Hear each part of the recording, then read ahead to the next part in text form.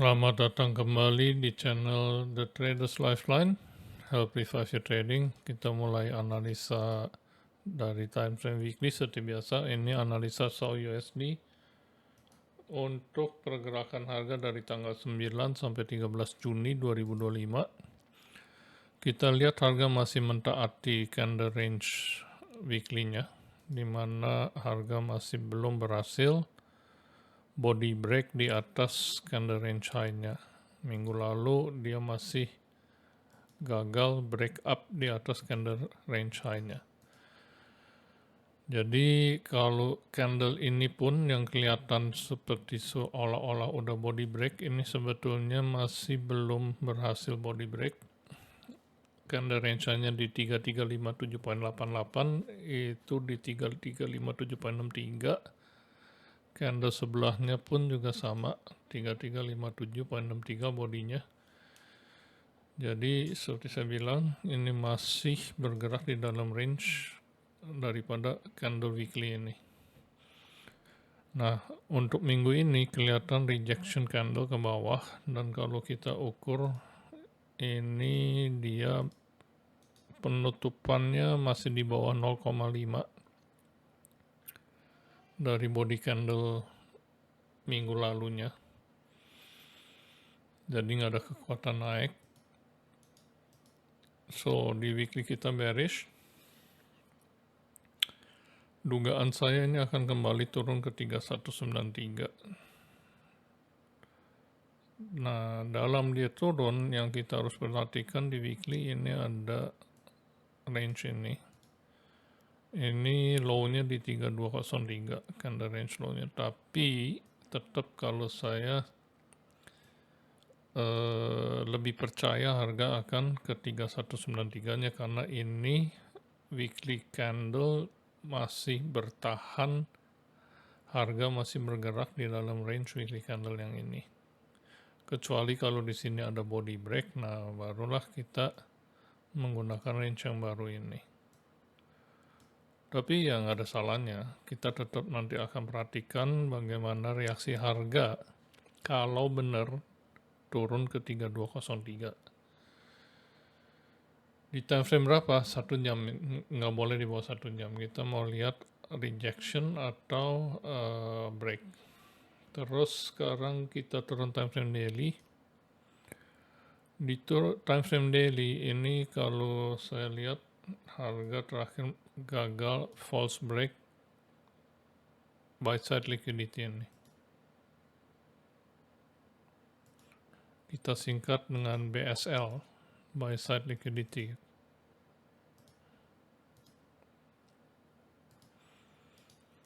Jadi ini harga masuk ke dalam bearish order block daily.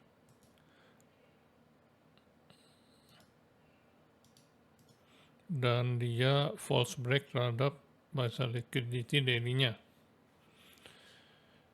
Nah, kalau kita perhatikan PD array, ini bullish PD array biasanya ditaati.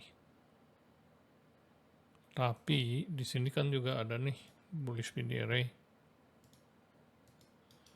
Masalahnya nih gini, kalau bullish PD array ini berada in discount.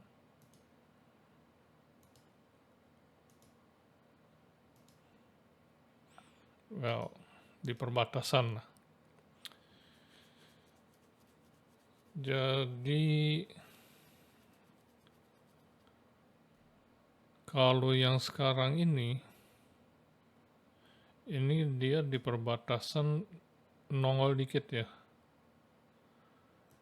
Kalau yang sekarang ini saya lihat dia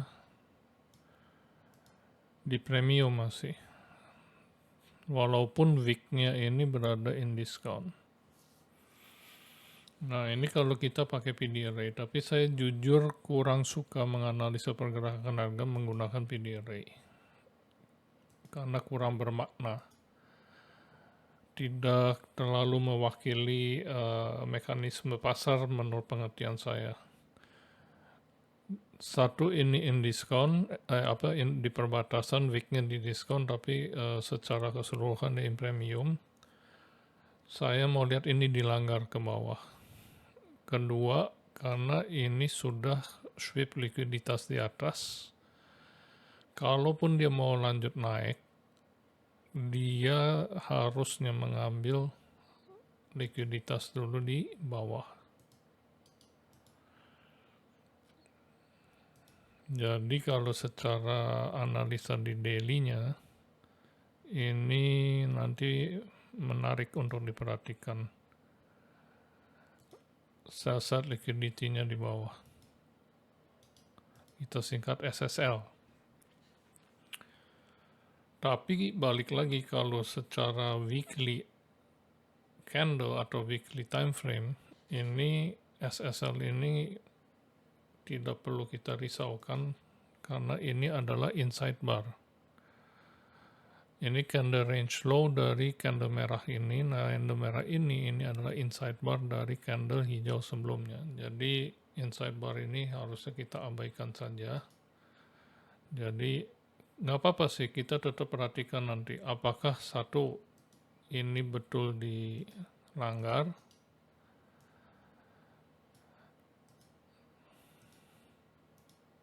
atau dia ada rejection dari area ini. Ini kan kalau diperhatikan, kalau dilihat nih, ini ada dua wick panjang ini dan wick ini, candle merah. Nah, ini ada sisa nih.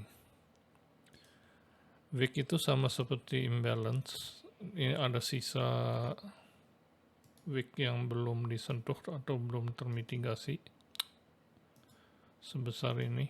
Nah, ini kebetulan in discount. Jadi nggak apa-apa, kita tetap perhatikan apa yang terjadi apabila harga nanti memasuki area ini, in discount. Reject atau gimana. Tapi kalau menurut saya, kalaupun dia sampai bereaksi terhadap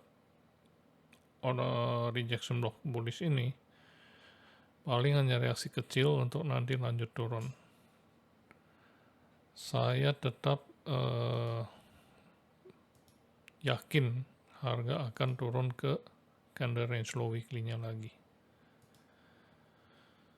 Oke, nah sekarang yang menjadi perhatian saya ini nih. Ini ada area order block tapi sudah termitigasi. Termitigasi cuma baru sedikit. Nah, takutnya nanti, makanya kita perhatikan tetap area ini 3245. Takutnya ini berlaku sebagai inducement, harga masuk lebih jauh ke dalam order block bullish daily ini. Jadi dia belum tentu ke 3193. Dia masuk ke sini, mengambil sell-side liquidity daily-nya, kemudian lanjut naik. Makanya nanti di time frame 1 jamnya kita cari apakah dia membentuk apa itu namanya, pola pembalikan arah. Nah, oke, berdasarkan analisa weekly dan daily-nya saya bearish. Saya akan perhatikan area-area 3245, kemudian 3203 dan 3193.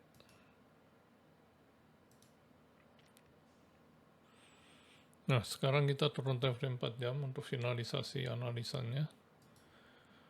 Apa yang dikerjakan harga, atau bahkan nanti kita turun time frame 1 jam aja.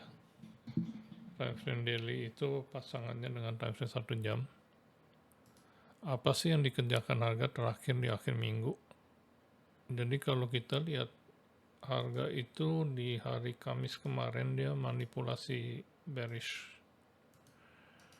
Jadi dia sudah mengambil sell side liquidity di bawah gagal breakdown, kemudian dia naik gagal break up.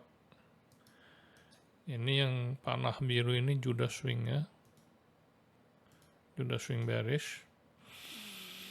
Jadi ini terjadi di hari Kamis, kemudian di hari Jumatnya dia distribusinya. Akumulasi, manipulasi, distribusi. karena di hari Jumat atau di akhir minggu dia sudah distribusi down, jadi di hari Seninnya ini saya memprediksi harga akan, nggak harus di hari Senin, tapi di awal minggu lah, akan akumulasi lagi, manipulasi bearish, berarti dia mengambil sell-side di atas, untuk kemudian lanjut turun.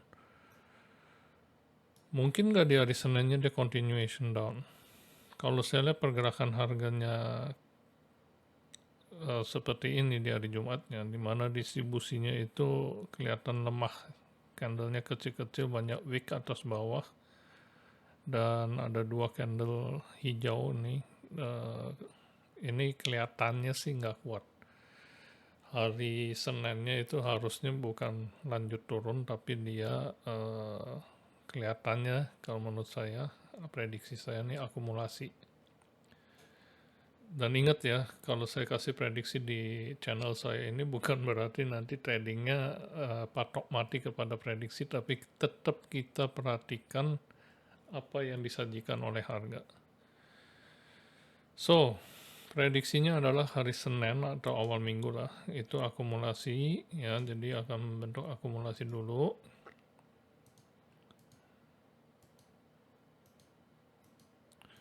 Manipulasi kemudian baru turun.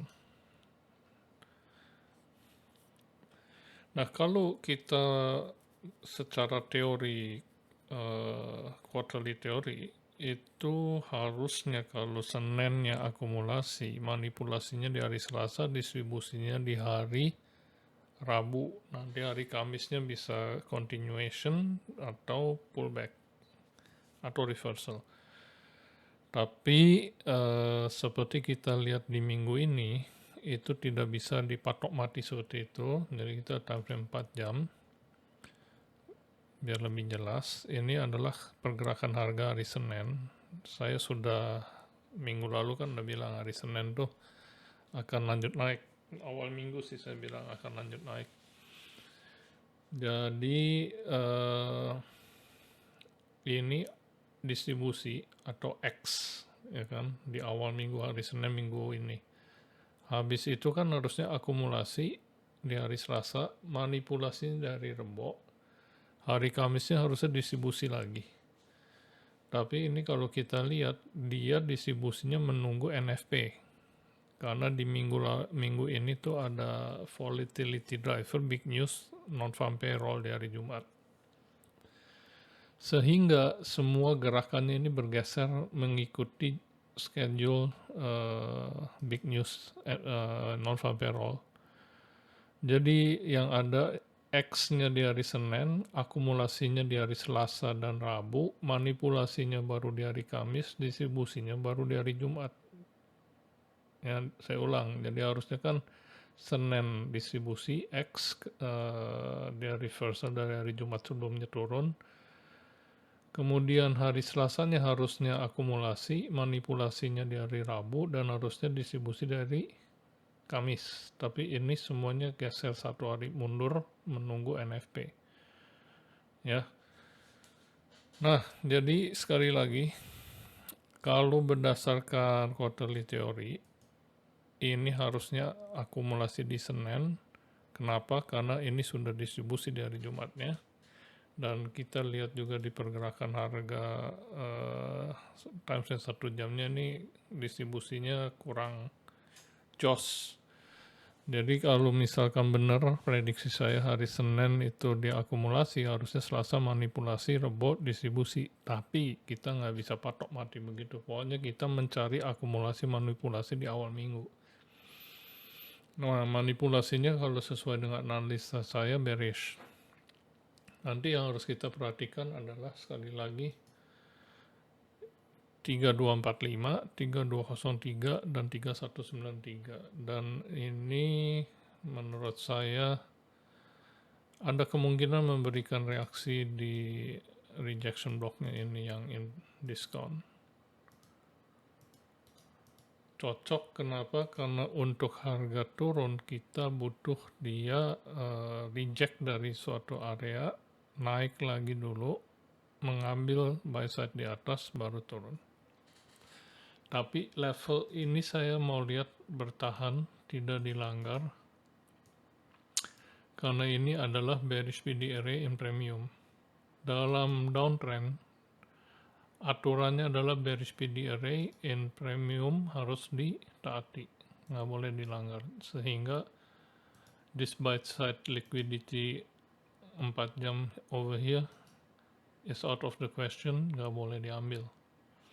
Kalau ini sampai di shift ke atas diambil, ini berarti dilanggar. Oke, sekian saja analisa saya untuk minggu ini. Kalau habis ini saya akan kasih review analisa saya yang hari Selasa. Kalau yang sudah merasa puas, pengen tahu analisa arahnya aja untuk minggu depan, ya cukup sampai di sini saja. Nontonnya salam cuan, salam profit. Bagi yang masih mau menonton lebih lanjut, saya akan lanjut untuk review analisa hari Selasa minggu ini. Dalam hal saya bicara minggu ini, nanti pada saat kalian nonton, yang dimaksud adalah minggu lalu. Saya bilang minggu ini karena saya merekam ini di hari, udah jam 12 lewat. Ya, saya bisa bilang minggu lalu. Jadi ya udah bingung ya. Nah, yuk kita review. Jadi hari Selasa minggu lalu, karena ini udah hari Senin subuh. Saya bilang level daily range high di 3370 ini akan gagal di breakup. Itu analisa saya hari Selasa. Nah, ini kelihatan memang dia gagal breakup.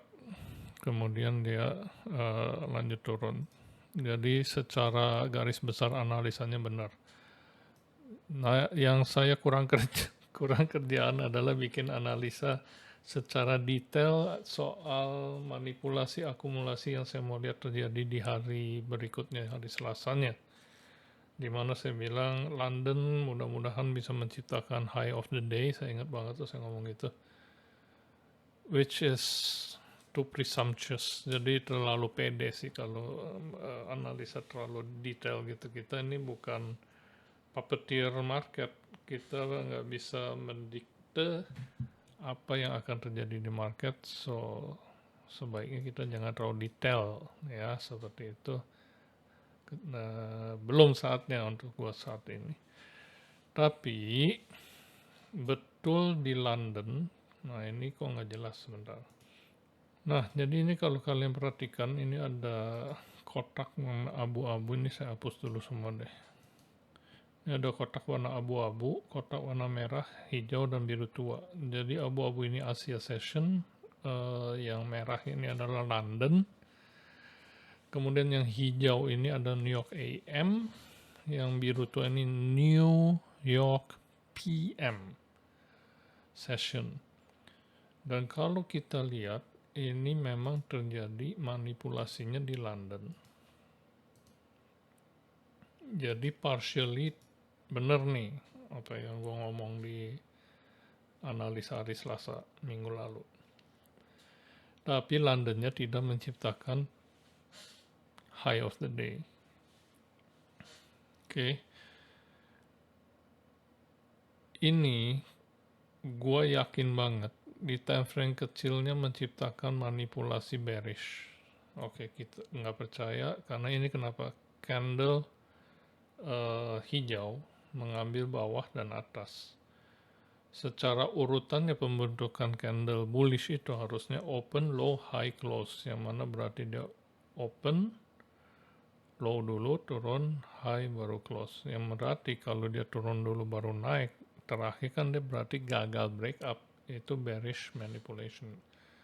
Cekidot di time frame 5 menitnya, ini biar nggak usah geser-geser, kita pakai bar replay aja.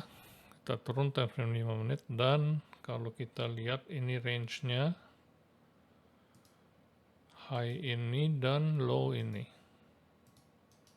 Jadi harga turun, gagal breakdown, terakhir dia naik, gagal break up. Sesuai ya dengan profil pembentukan candle yang tadi gue bilang open, low, high, close untuk candle bullish. Jadi ini adalah manipulasinya dan sesuai analisa terjadinya di London session. Salahnya gua apa? Cuman satu, Londonnya tidak membuat high of the day. Dan di analisa hari Selasa itu juga saya bilang harga itu kalau dia benar turun dia harus break 15 menitnya ini. Dan itu terjadi di malam harinya kalau nggak salah. Karena ini ingat yang kotak putus, garis putus-putus abu-abu ini Asia, merah ini London, ini yang hijau ini New York AM. Dan lihat apa yang terjadi, cocok diambil ke bawah. Tapi dia turunnya jauh lebih ke bawah lagi. Ya nggak apa-apa. Kalau kita bisa dapat ujung ke ujung, kita itu udah jadi Nostradamus, peramal sakti ya. Kita jual rumah, jual ginjal, kaya lo dari trading. Nggak sampai gitu juga. Nah gini, kalau patokan gue, lebih baik kita kelewat ya, yang berarti kita udah TP, daripada kita bilang harga bakal misalkan turun ke sini. Belum TP lo udah balik kena SL, nggak percaya kena SL. Nih, gua kasih lihat, kita tandain SL kita kan di sini nih, kita entry. Berdasarkan apa? Berdasarkan manipulasi bearish ini kita entry. Kena SL nggak? Yo. Gimana? Kena SL nggak?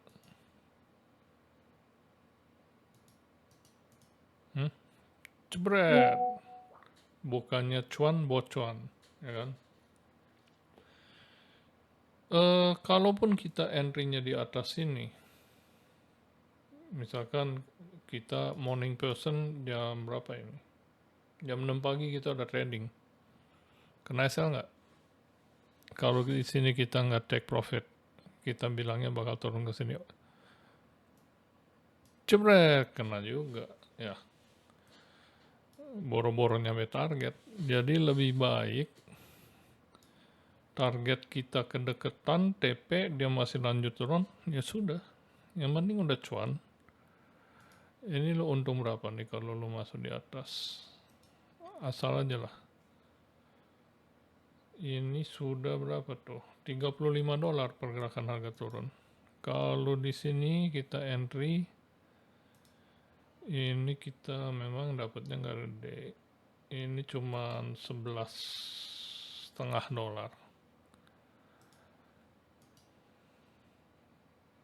Tapi yang penting cuan. Tercapai juga ya. Nah, kalian mau tahu dia turunnya kemana? Dia turunnya itu, nah gini, ini kita ukur nih. Kemarin tuh di analisa gua, balik lagi kan gua udah bilang terlalu awal bikinnya karena harganya tuh baru jam berapa kemarin? Belum break ke bawah lagi 3370-nya kan, dan dia ternyata masih naik lagi dulu baru turun. Tapi kalau kita ukur dari saat itu, dan memang gue nggak ukur ya, alasannya gue nggak ukur ya karena datanya belum selesai. Tapi kalau kita ukur berdasarkan data saat gue buat analisa itu, ini dia harus turunnya ke, nah ini kan area diskonnya ngaco. Harusnya begini, ini pullback, naik, pullback lagi, jadi kita ambilnya di sini.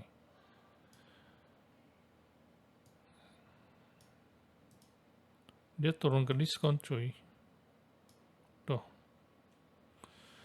Nah di area diskon ini kita ada fair value gap ini, fair value gap boleh 1 jam, jadi dia turun kemana? Dia turunnya ke tuh garis tengahnya ya,